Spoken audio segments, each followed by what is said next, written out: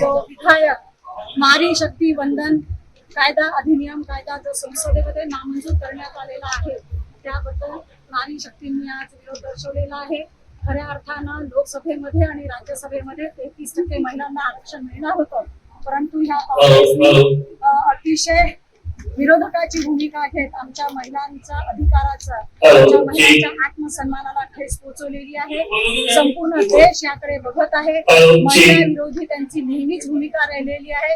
इकडे मोठ्या मोठ्या गोष्टी मारतात, महिला सन्मानाच्या मोठमोठ्या गप्पा करतात, मात्र जेव्हा वेळ आली तेव्हा त्याच्यातून पळपूट वाटा काढतात। माझा या गोष्टीसाठी निषेध आहे। मात्र देशाचे पंतप्रधान माननीय श्रीमान नरेंद्रजी मोदी आणि राज्याचे मुख्यमंत्री देवेंद्रजी फडणवीस यांच्या नेतृत्वात हा लढा आम्ही कायम ठेवणार आहे आणि 2029 मध्ये महिलांना आरक्षण मिळवून दिल्यापर्यंत आम्ही हा लढा ठेवणार आहोत। मी या ठिकाणी